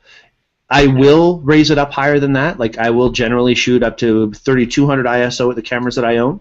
And with the 7D Mark II, you can definitely do that as well. So if you're indoors and you're about to take a picture, just know it should be at least at about 800 ISO, and that will probably help you a little bit, and it probably would have made an impact on a photo. Otherwise, I think it's a cute photo. You got great emotion on the cat's face, as Gabriel says. He's smiling because he's thinking about all the dangerous things he's going to do to his owners that night. Or, you know, bust into all that stuff behind him. I'm going to puke on the stairs. I'm going in your to shoe. laundry basket. That looks like a tummy that just wants to be rubbed. It does. And Jordan says he actually finds he starts to see noise at ISO 6400. So that just proves right there, buddy, that you That's can. Good. Yeah, you can really push that camera and try some different things. And Paul, it's okay for the rough sentence. It's okay if you're a very slow typist. You can get your comments in anytime you like, my friend. All right. So, any other comments on Jordan's photo? I think it's pretty much what I had to say. Beautiful photo. A little vignette on there would probably help. It would mute down the yellows in the background and just help bring a little bit more attention to the white tummy. White tummy. I like the way you say that. White tummy. All right, let's move along. Thank you, Jordan, so much. Next photo would be Derek's photo, London Knights. The hockey one. Oh, the hockey one. Yeah. I did not get that from the title. Okay. So, now, I think we talked about this, didn't we, Gabriel, Navi? At one point, we quickly brought this photo up. And it was interesting. My first thought is I love hockey photography, and I love teaching hockey photography, and I love seeing what you can do with motion blur and all kinds of neat effects you get when you have these guys flying up and down the ice. It's really difficult to shoot sometimes, and I have the same camera as you, the D7100. There's a lot of really great... Oh, no, thank you, Jordan. You just typed thanks in the Q&A. There's a lot of really great tricks you can do with a D7100 for amazing hockey photos. One of the things, though, that I always try and do is remember to keep the whites white. A lot of times if you have a hockey photo, it's very easy for... Yeah, exactly. If you look at these shots here, the white is almost blown out white. It's so white that it makes everything else next to it pop in comparison. The black on the puck, the blue of the jerseys, And this is, interestingly enough, Leafs stuff that you were shooting as well, probably one of the minor leagues, but same outfits roughly. And to get that white popping would be a really, really big thing. So my buddy Ross, he always says you want to overexpose like crazy when you're shooting hockey, about 1.5, almost 2 stops over what you would normally do. So in a photo like what we see, thanks Gabriel for going back and forth there, there's a few tricks that we can talk about. So first of all, D7100, shooting at 250 millimeter with an f6.3 aperture lens. The shutter speed is excellent. You've got 640th of a second. You could probably get away with anywhere from 400th of a second to 1,000th of a second when you're shooting hockey, depending on the effect you're trying for. If you were to just push the exposure adjustment and crank it up a couple stops, crank the dial maybe 4 or 5 cranks, that's going to be a stop and a half or so. That'll give you a much brighter white. Now, you'll still see all the logos of the ice come through. You'll still see the scratches in the ice, but everything else will be much whiter. Other than that, any other thoughts, guys? Would that also be a color temperature thing? I don't shoot the stuff ever, so I don't really know a ton about it. But yeah, would that be a white balance? It could. Well? Yeah, it could also be, which is where the little bit of the pinkish hue comes from. And that would be, doing a manual white balance set at the beginning. I don't know if that would cure everything. I think that in conjunction with the exposure thing would be a way to start with that shot. Just going to load up here. Just took that photo quickly into Lightroom. Mm-hmm. And so if you go here, you'll see I got the white balance slider. So this is the original. If you just bring that a little bit to the cooler side, drag your exposure up a little bit, and maybe your shadows, that solves a lot of the issues that you're running into. Mm-hmm.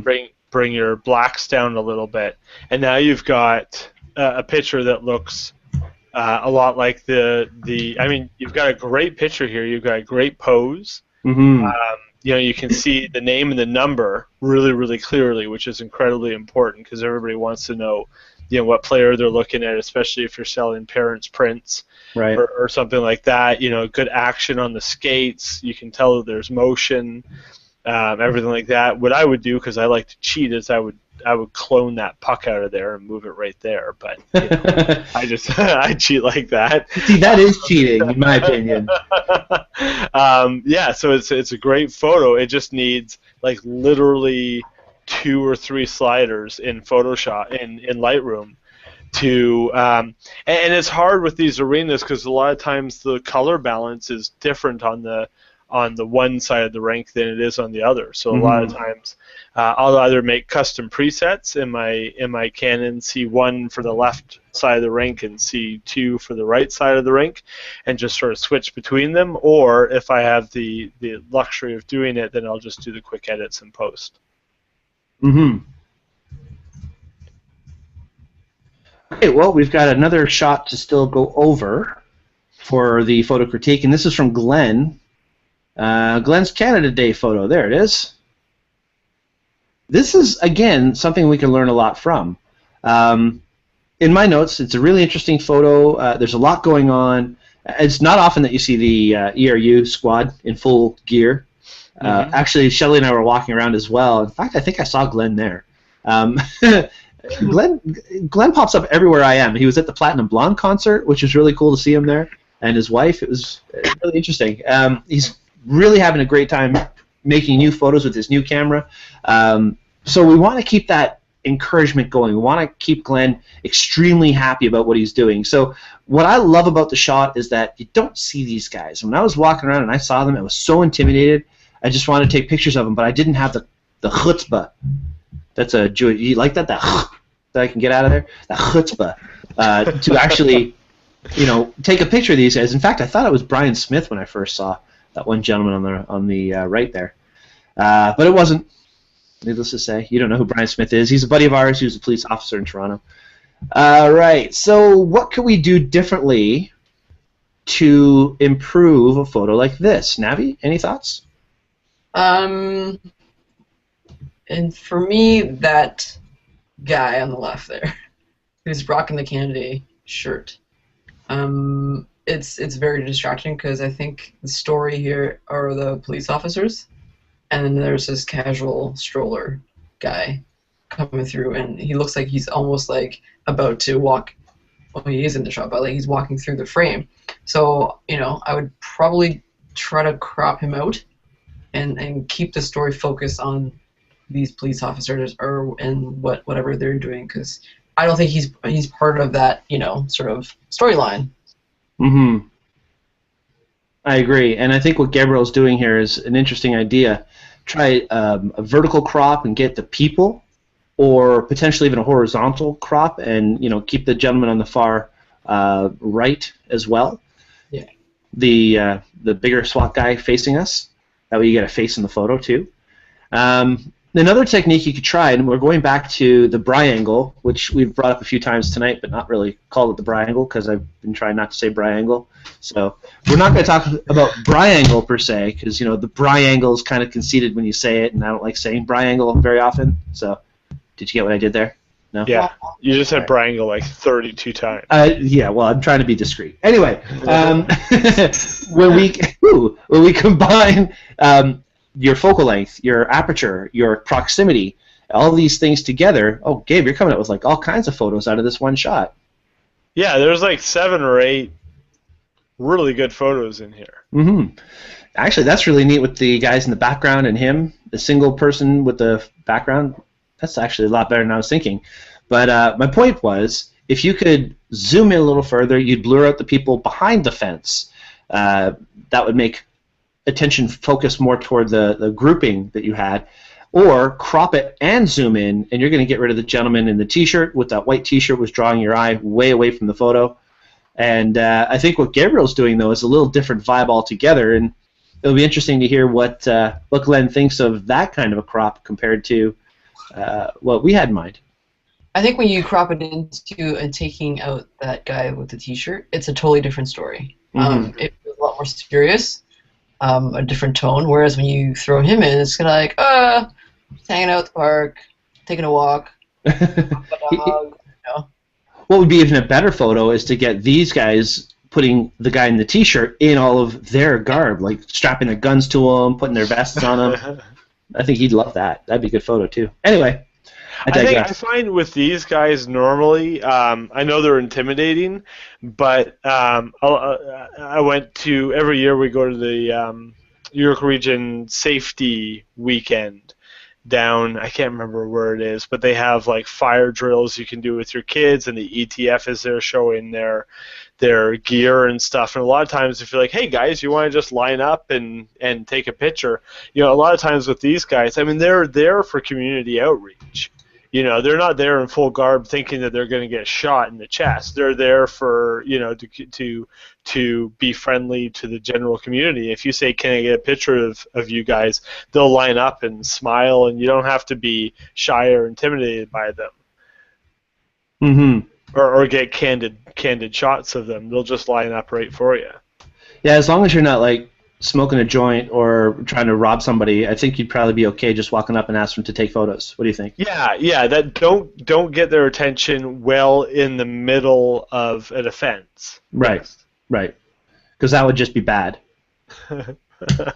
Okay, so thank you, Glenn, so much for submitting your photo for the photo challenge, and thank you everybody for submitting to the photo challenge this week. Lots of great photos to talk about. We're pretty much out of time, but we do want to talk a little bit about the actual photo contest this week, so we're going to get into that in just a minute. But before we do, I got to congratulate Terry, or at least give some mention to Terry Short, who watched our show last week and felt inspired and went out and started taking pictures at Bendor and Graves conservation area, or forest, York Region Forest. Our last week's show with Victor Woodhouse was about the York Region Forest, and Terry was inspired, so he went out and actually went to these forests and took a bunch of photos and shared them with us.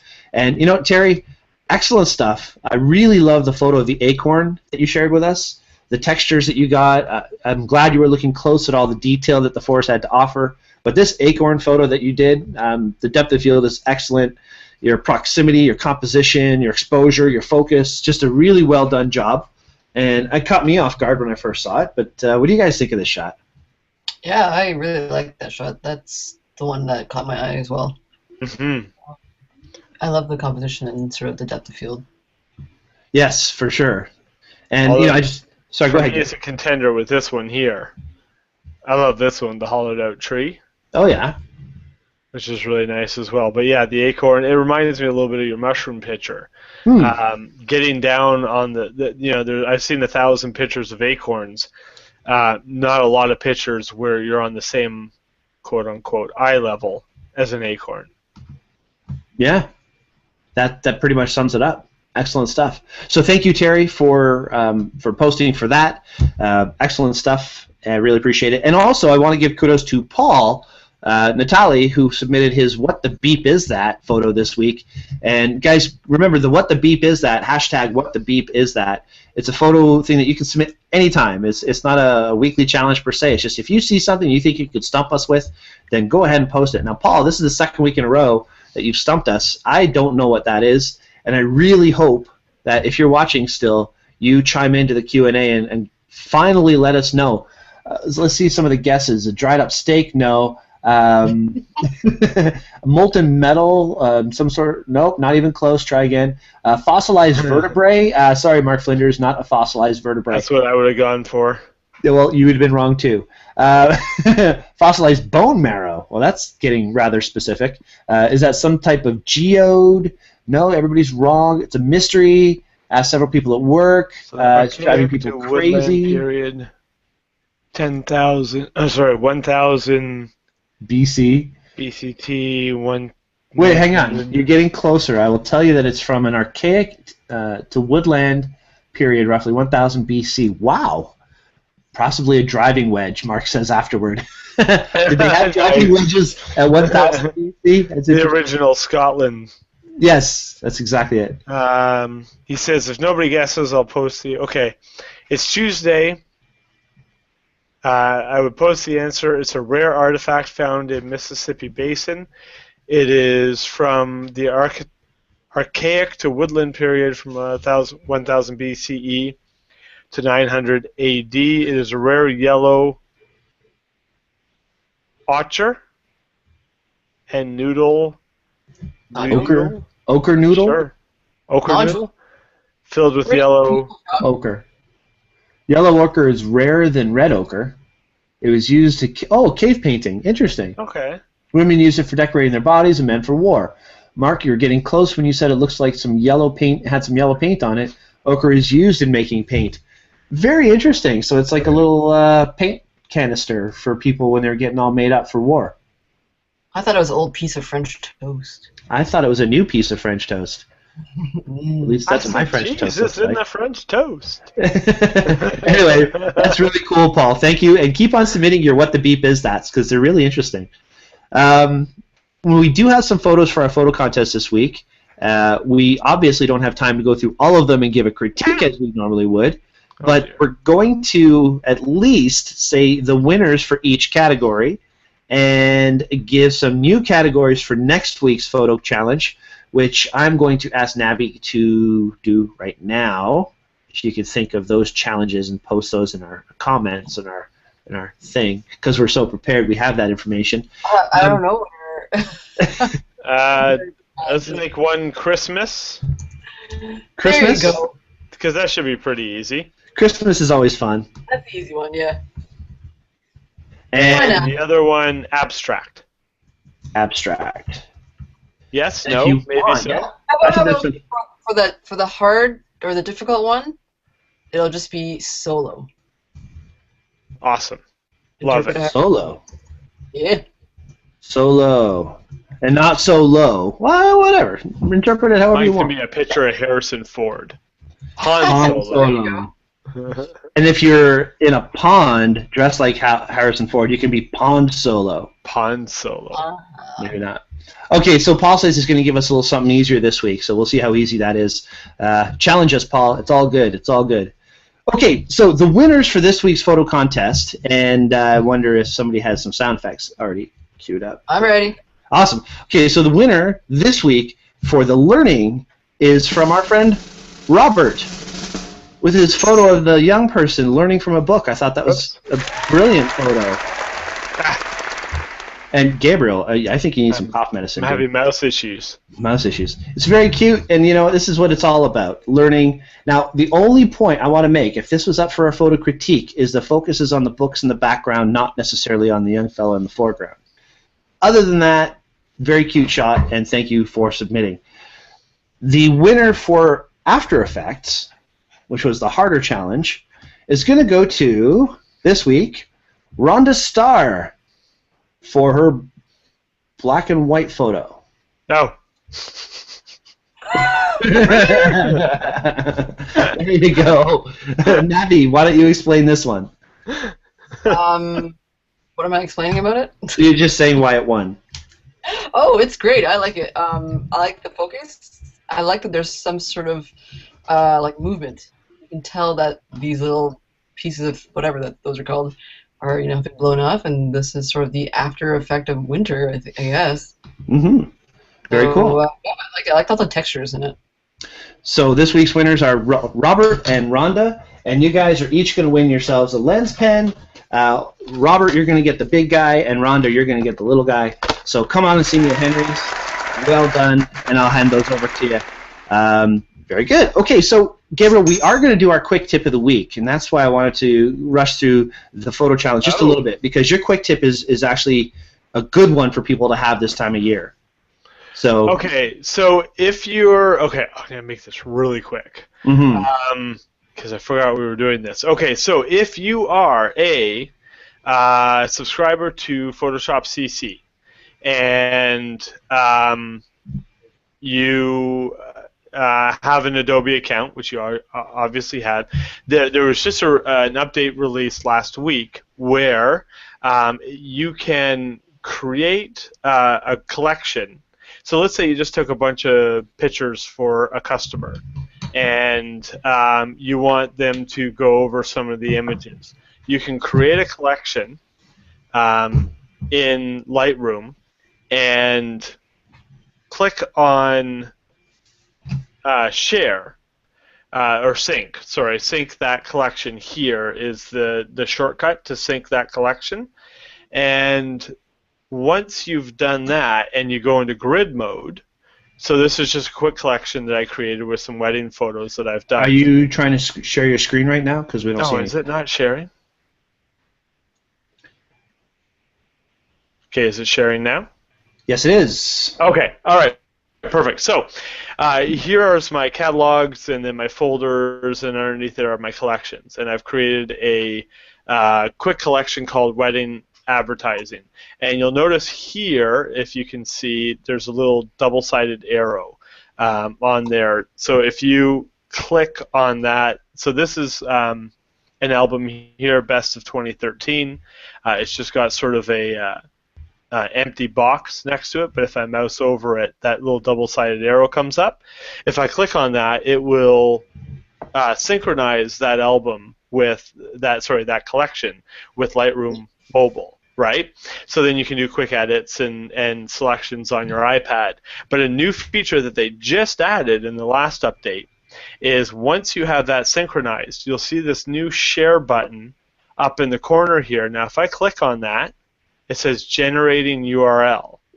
And when it's done that, it's going to give me a URL. And when I click on that, it's actually really cool. It has created a website auto-magically, as Apple would say, with all these images in it already. So you can just copy that link, send it to a client. The client can log in. The client can click on images. They can add hearts to certain images that they like. They can add comments to certain images that they like, and give feedback. And all those comments and the hearts and the favorites and stuff automatically synchronize with your Lightroom, your Lightroom collection. That's really cool. Yeah, so instead of having to export all the images and then upload them to Google Plus or Facebook or Pixieset or any of those services, you just create a collection, synchronize it, click on share, and then it'll just give you the link for the website. Now, did it show the website? No, we haven't seen that. Probably a different window. Okay. Here, let me show it to you. I was sharing Lightroom, not the entire screen.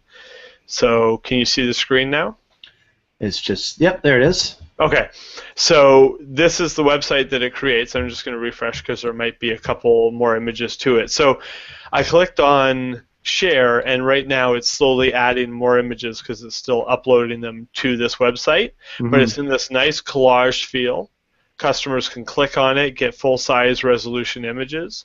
They can click on play here, and it goes through in a nice slideshow presentation. Just goes from image to image with a nice little sort of fade to black effect. And then down here, they can favorite certain images. They can add comments, so they can say, you know, I love this picture. Can we brighten up her face a little bit, or something like that? And those comments and favorites synchronize automatically back with your Lightroom catalog. Very cool. So then you'll know. That's free, like to have them hold, or host these images. Yeah, it's hosted through Adobe. You'll notice here the link is it's HTTPS, so it's a secure website. Nobody can hack it. Nobody has access to it unless they have the link. Lightroom.adobe.com/shares and then a bunch of gobbledygook. And yeah, it's your own little website for that specific gallery. Is there a limit to how many of these sites you can generate? Not as far as I know. And as far as I know, it's relatively new, so I don't have a lot of detail on it.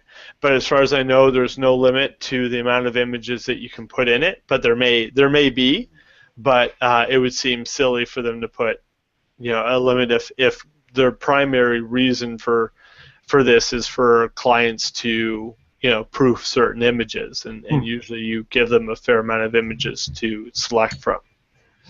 That is really neat. So yeah, it's a quick way to make your own little website for customers to see their images. I don't see. It's more for proofing than anything else. I don't see like a download all button or anything like that. And they can't download the full res photo from this. Well, let's see. If I click on here and I right-click on the image, save as... No, it saves that as an HTML link, which is not the image. So yeah, it looks like there's a little bit of protection on there. It's important. Which is great, yeah. Really good little demo. Thank you. You're welcome. All right. Well, that is the new feature in Lightroom where you can create a little website from one of your catalogs. So, Gabriel, thank you so much for sharing, and hopefully before you die from your cough right now, you're going to be able to still be with us for a few minutes. Tell me that was muted. Oh, it was muted, yes. Okay, good. Good job with the flippy flip there. That's well done. Okay, so we usually like to close the show with a quick recap of all of our really cool things that went on, so let's do that. Thank you, everybody, for submitting for our photo challenge, or our photo critique, I should say. We had a great time giving this critique. Hopefully it was helpful for everybody who watched and not just really annoying, because I tend to be. And also, remember to like, subscribe, and share our show with friends. If you feel that they like photography and you think they'd get something out of watching our show, let them know about it, share it with them. If you're watching us on YouTube after the fact, please click like and even subscribe to the channel if you think that it's worth it. We have a great time doing the show, and hopefully you guys enjoy. Also, remember our photo challenge for this coming week. The general challenge is going to be Christmas, so everybody send us your Christmas photos, and I hope there's going to be some really great stuff there. We'll talk about that next week. And also, for the more advanced challenge, we're calling it Solo.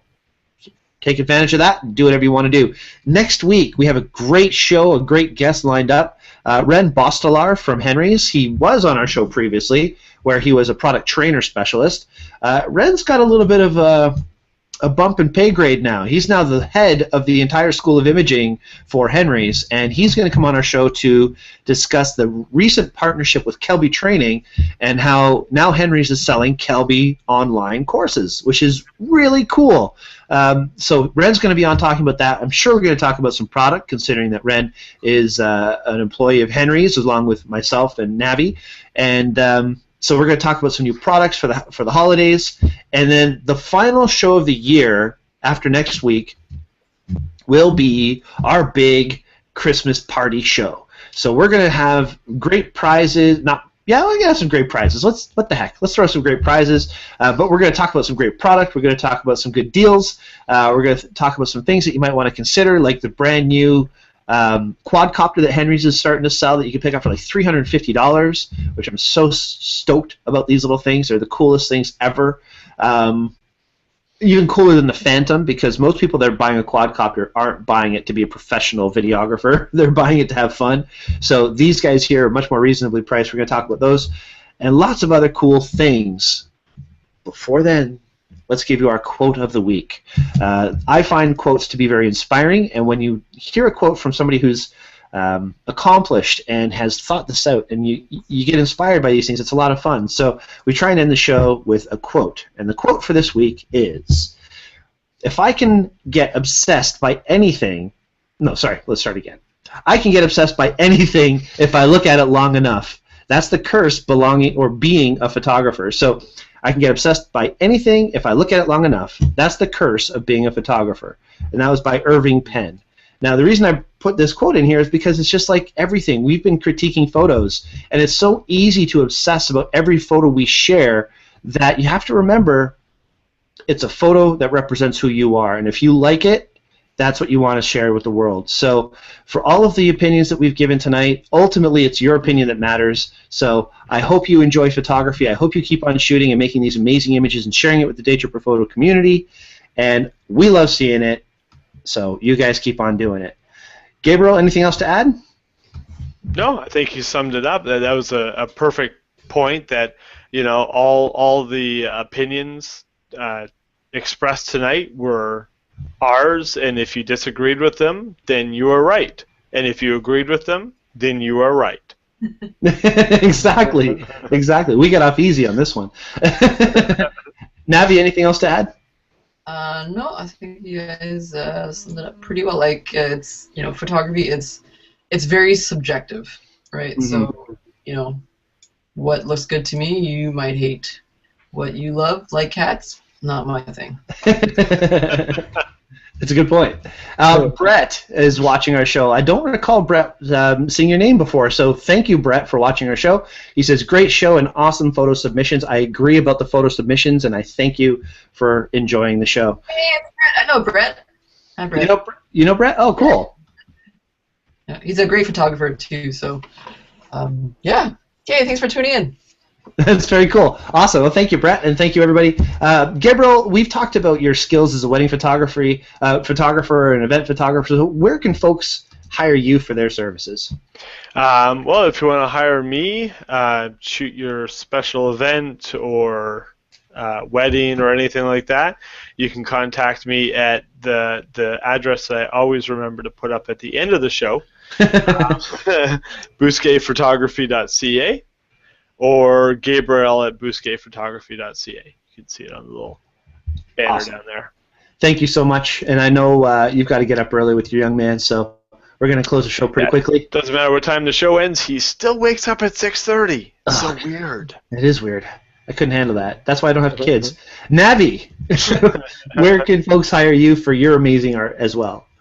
You can find me at navinoom.com. My site is currently under construction, so it's still, my old one's still there, but it's not that exciting. But follow me on Instagram. Your old site's awesome. I love your old site. Old stuff. So it's been, like I said, 2 years in the works. So hopefully I'll be done before the end of this year. Yeah, it's always the goal. All right. Well, thank you so much for being on once again, Navi. It's great having you on our show. And also, if you need to come on a day trip, guys, don't forget, check out www.daytripperphoto.com and check out, we've got 3 or 4 sessions already posted on the website for 2015. If you're looking to get anybody a neat Christmas gift, wink, wink, sign up for a day trip, especially that wedding thing. It's a full day wedding class. I mean, it's going to be 9 a.m. to 6 p.m. It's like a full day with 3 breaks and the whole thing. It's going to be a lot of fun. Mm-hmm. All right, before everybody falls asleep. You'll have take-home material as well, so you don't have to worry about your brain getting full. You'll have stuff that you can review later. And you're going to go home with portfolio quality photos, and that's the key thing. Is that what you're saying there, Navi? Yeah, I was just going to say you'll have great photos to take with you to add to your portfolio. Absolutely. All right, so before Gabriel dies, we're going to say goodnight. And thank everybody so much for watching tonight. We'll see you all next week when Ren is on the show, talk about all kinds of great stuff. Take care, everybody. Bye-bye. Bye-bye.